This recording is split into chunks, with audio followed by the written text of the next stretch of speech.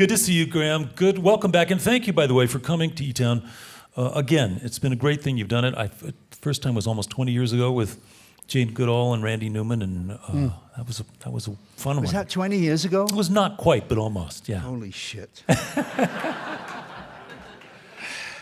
Well, you know, the passage of time is interesting just to think about it, partly because I just finished reading your book, Wild Tales, which is almost impossible to imagine that that's just one person's world. It's just a ridiculous story. Let me tell you, after I finished writing it, you know, when you get the first manuscript back, you know, it's all double lines, you know, nothing on the back, you know, that's it. I was looking at it. I was at home alone, actually. I got to the end of the first manuscript and I looked down at it. I said, wow, I wish I was him.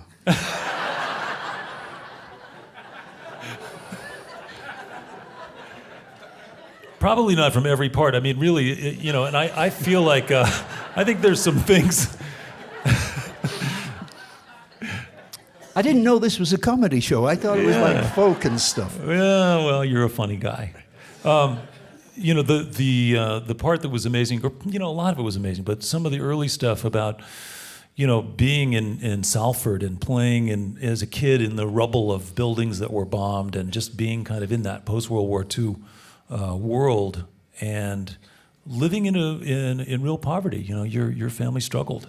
It's true. And I think that's what coloured a lot of who I am as a person, because in England, you know, there was a point, you know, during the war when you really didn't know whether your friends were going to be alive tomorrow or this evening, or whether your house was going to be there.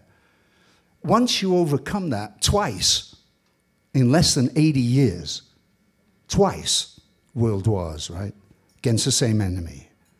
Once you overcome that, the fact that your coffee is not the exact right temperature that you need sucks. Let's talk about something important, you know. Yeah.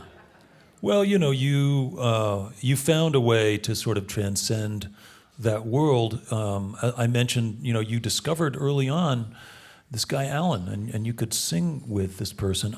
Maybe you can help us understand what that felt like for you when you found someone whose voice fit yours that way. You know, I've thought about this a lot, and I didn't feel anything.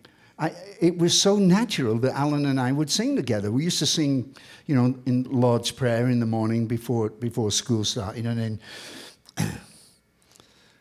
I hate to admit this, but minstrel shows we did when I was about 12 or 13 years old with Alan. In blackface? I'm afraid so, yeah. Yes. Incredibly PC. Yeah. And I went just recently to that very stage, which was actually in the Salford Lads Club, which is it's pretty famous in the north of England, right? That's where the Smiths had their album cover shot by there. Anyway, I digress. What was your question? I was just talking about discovering, you know, in the midst of this right. world, finding a singer who not only sort of fit with you musically, but also as you grew up, you found musical taste. There's a lovely story about you guys going to see the Everly Brothers and kind of stalking them and meeting them. Is that the word now, stalking? Well, I mean, it's probably was much more innocent, of course, because you were kids, but it was... well, we were determined not only to see the show. The Everly Brothers came to Manchester. Holy crap, right? The Everly Brothers in Manchester. So not only did me and Clarky and my sister Elaine, I had to drag along with me. You know, it's one of those things you know, you had to take care of your sister, you know. Anyway, we decided that not only would we see the show, but we would meet the Everly Brothers. Now, this was what was going on.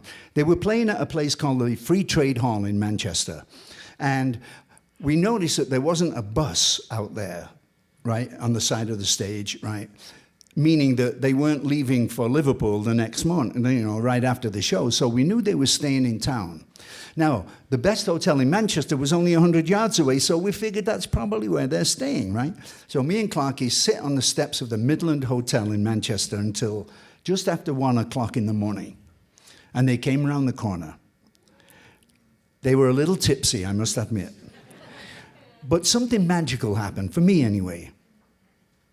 Instead of just patting us on the head and signing an autograph and leaving, because it was, you know, after midnight, They stood and they talked to me and Alan Clark, right? And called us by our names. That meant that we were actually real people. You know, it was incredibly important to this 18-year-old kid that if your hero took a chance, you know, to look you in the eye and make real contact with you, it was incredibly important. The Everly Brothers, never forget them. Yeah. And I bet that's changed the way you carry yourself as a famous person, as somebody who's attracted a lot of attention. There must be people coming up to you, and right before you tell them to piss off and leave you alone, you probably remember that thing about I have never said that to anyone. But you know what I mean. There might be a temptation, but yes, sometimes when you're going somewhere and somebody stops you on the journey when you're supposed to be there in 2 minutes or whatever. But no, I've always felt it was incredibly important that your heroes live up to who they're supposed to be. Yeah. And part of that is making real contact. Yeah, that's great. And so in a way, the Everly Brothers shared that with you, showed you that, and you've kept it. You've I got a it. couple of other Everly Brothers stories if you want. No, we don't have time for that. Ah, yes, right. That's just music on the greatest level. That was 1960. We told the Everly Brothers that, you know, we sang like them and we hope one day to make records and stuff, you know. That's 1960. 1966, the Hollies are playing the London Palladium. It was a very important show, very much equivalent to Ed Sullivan. Yeah. You know, Sunday night prime time, right? Pete Seeger was the headliner and the Hollies were supporting him. We get to the sound check and the phone rings backstage and our road manager, Rod Shields, picks it up. He goes, yeah? Mm-hmm. Yeah, he's right here. Hold on. I said, who is it? He goes, it's Phil Everly. I said, don't fuck with me like that. Come on, man, that's not nice. He said, it's Phil Everly. I pick up the phone, I go, yeah? He goes, hey, Graham, it's... And of course, I knew immediately it was Phil. Him and his brother Don were in town to make a record called Two Yanks in England, and did the Hollies have any songs? We went to the hotel, played them about a dozen songs. They recorded 6 of them. Wow. And the band was very interesting. This little piano player called Reggie Dwight, right? And this guitar player called Jimmy Page, something like that. And this bass player called John... Paul, somebody, yeah. Right? Unbelievable. Wow. Right, so let's cut to 1992. I'm in Toledo, Ohio. And the phone rings in my hotel room, and that's unusual because everybody in my band knows where I am, right? I pick up the phone, it's Phil. I said, Phil, why are you calling me in Toledo, Ohio? He goes, well, you know where you and the boys are playing tomorrow? I go, yeah. He goes, well, we're playing tonight. Do you want to come to the show? Of course I do. I get on the Everly Brothers bus. We go down to wherever it was we were playing. We had rubber chicken after they did sound check, the same as everybody does at 5 o'clock. We're sitting there, and Don looks at me, he goes, so what are you going to sing with us? I'm fucking dying inside. It's been a lifelong dream. Seriously, a serious lifelong dream. That's how, you know, so I said, I'm trying to be cool. I go, oh, well, I like So Sad. Beautiful song. You know, he goes, what, in A? I said, yeah, that sounds good. So Phil looks at me, he goes, okay, I'll tell you what, I'll take Don's part and you can take my part. And I said, why? He said, because I have the high part. I said, look who you're talking to. I learned to sing high because of you and Don. I've always sung on top of both of you. Why should I change now? Yeah. You stay where you are. I have a board tape, cassette, of me singing So Sad with the Everly Brothers in 3-part. Oh, it man. will kill you if you hear it. Wow. Because, please, you must believe I wanted to pay them back for everything that they'd ever done for me. I wanted to make them shine, and it's a really interesting... Wow. That's just one of the many reasons why this story just seems completely made up and fake. Yeah. But it's not. It's not, no. So you know, we'll just sort of touch on a couple things like the Hollies really actually being really successful and having huge crowds of screaming teenage girls at your shows, which must have been kind of odd in a way. No, it was fantastic.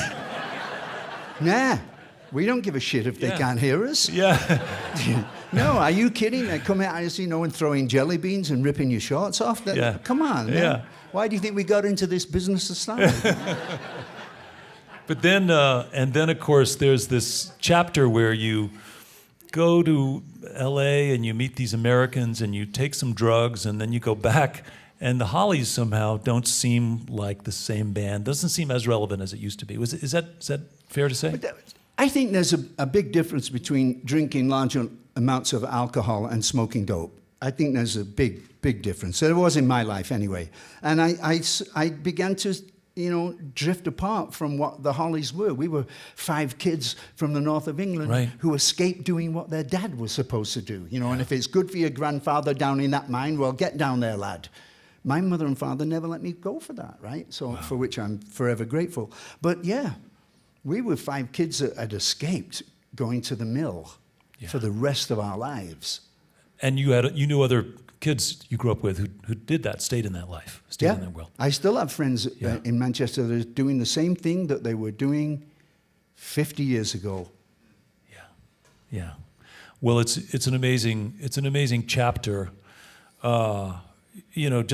Just having your mind expanded and changing your songwriting too. And then I'd learned with the Hollies to write a melody that you can't forget if you've heard it twice. Yeah. But the lyrics sucked, Moon June, screw me in the back of the car kind of lyrics, When I joined David and Stephen, I saw what they were doing. I thought, fuck, if I can take that sensibility that I'd learned with the Hollies and put real words to them, maybe we have something here. Yeah. In case you just tuned in, you're listening to eTown, and I'm here with Graham Nash. We are just touching on some of the stuff because there's a lot of new stuff and things going on in your life now, but I do want to, I'm just still so full of this, your story, having just read your book. We talked about Alan Clark and you finding a way to sing so naturally together. You beat the odds and you found another guy that you could sing naturally together in the form of David Crosby. Yeah, me and Cros. Yeah. It's not supposed to work. I guess it's just Laurel and Hardy all over again. But Cros and I had a great time singing. It's fun to sing with David.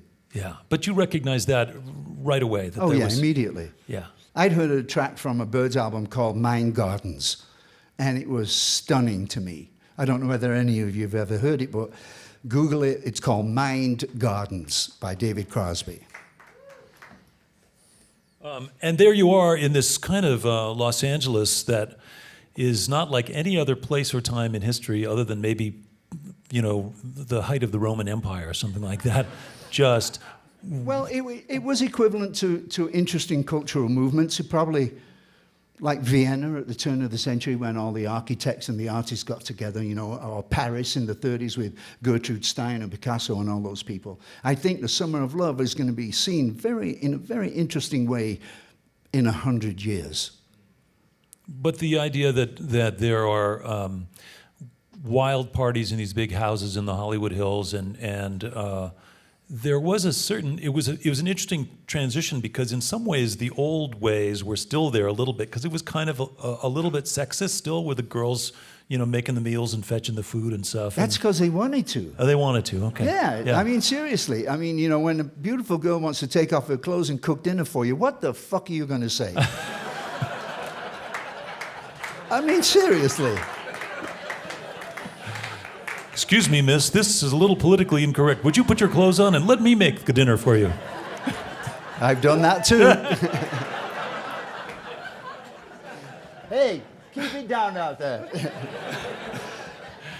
Well, the transition, though, in all seriousness, you talk about the amazing opportunity that this gave you with you and Stephen and David and Neil occasionally, but coming together and finding that collaboration, that amazing connection that became CSN and CSNY.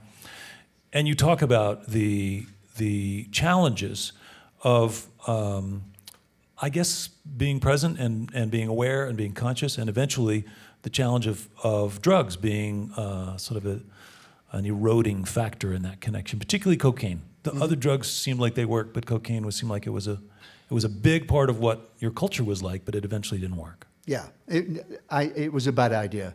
And, the fact is that marijuana is class 1 drug and cocaine is a class 2. Go figure that out. One of the things that was very interesting, I know that you're a very smart state here in Colorado. I was in Portland in Oregon, about a week and a half ago. And a friend of mine said, yeah, you can go into stores here and just buy dope, right?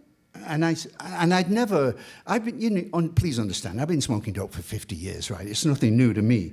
But I'd never been and felt free enough to go into one of those stores and buy dope legally, right?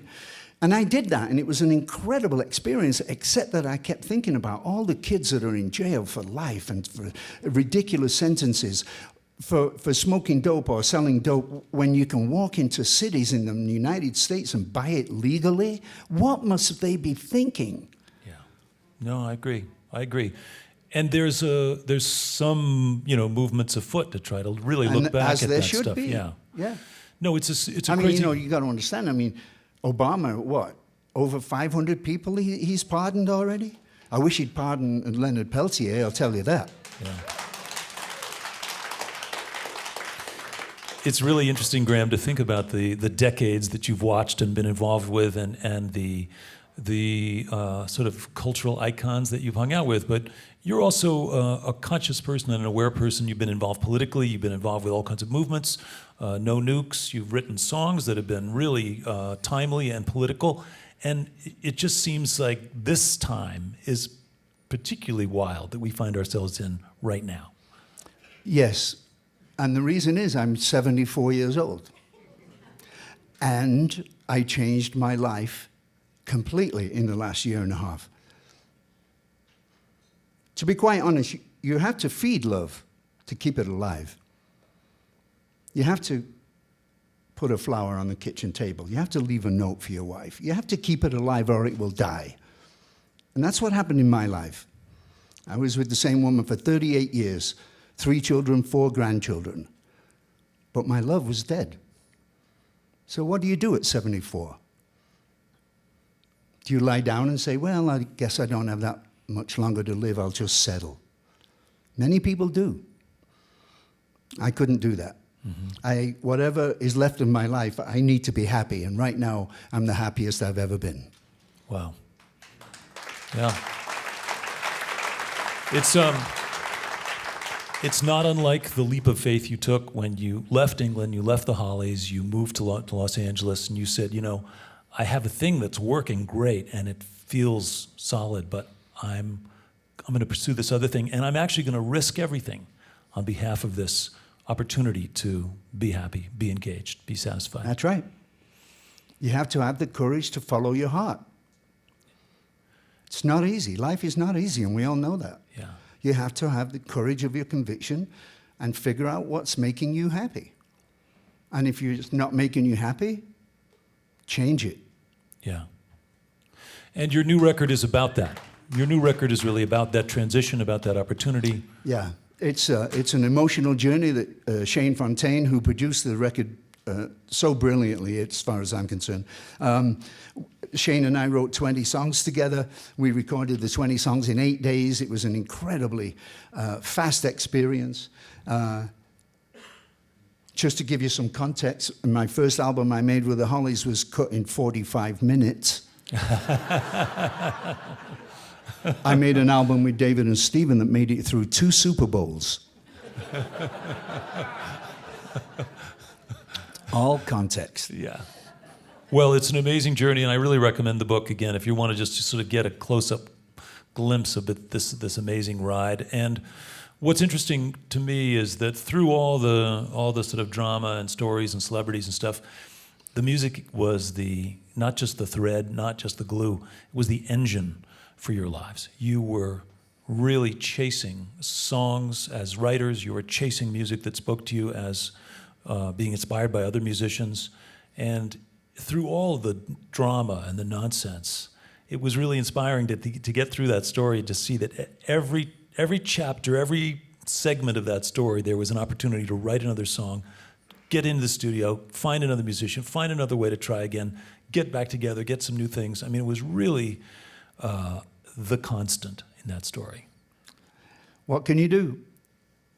They showed me great music, and I wanted it every day of my life. Yeah. I'm like that. I'm very selfish. You show me something fantastic, why wouldn't I want it all the time? Come on. Right?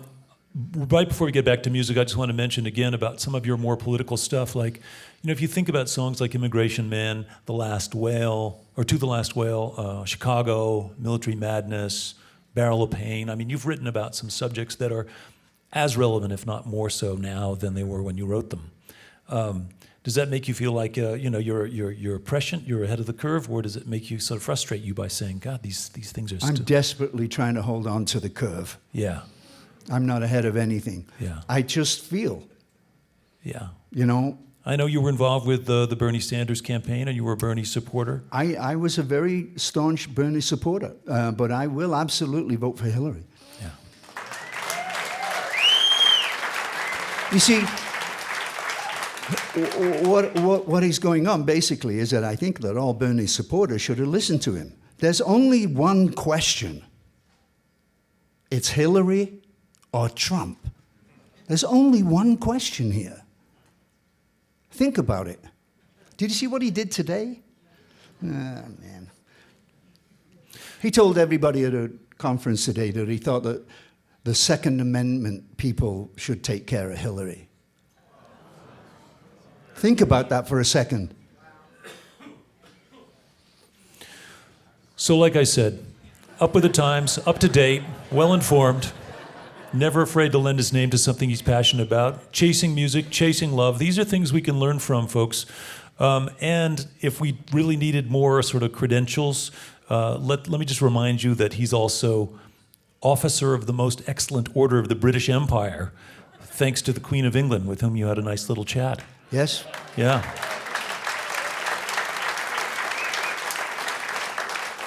Yeah, I had a nice meeting with Elton John. Yeah.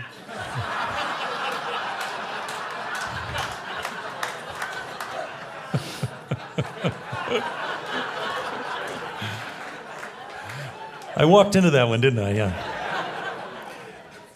Well, I know that you got. He's a dear friend. Yes, you must understand. Yeah, okay, I'm sure. All right. Yeah. Everyone who's famous is a dear friend of yours.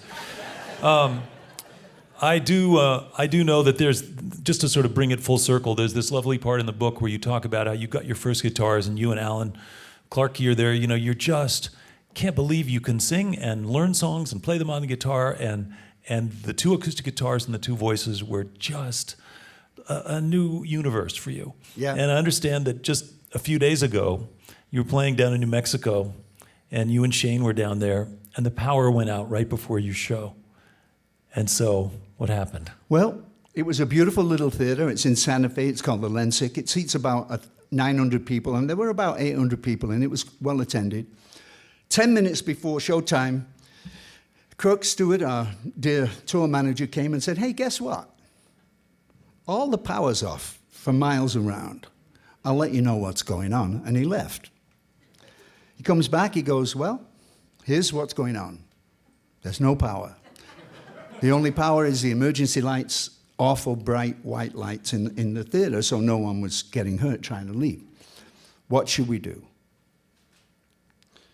Shane and I looked at each other and we said, "Hey, let's just play." We took our two acoustic guitars, we sat on two chairs right at the front of the audience and played the entire show acoustically. No power, no pianos, no lead guitar, no voices.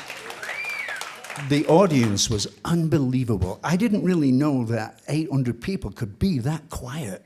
It was really an amazing show.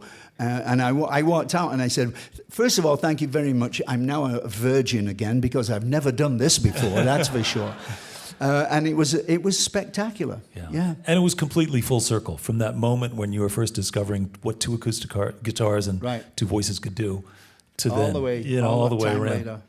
Well, your parents would be proud, as are many of us. I sure hope so. Congratulations, Graham. We got lots more music. Welcome back along with the very talented Shane Fontaine, our good friend Graham Nash.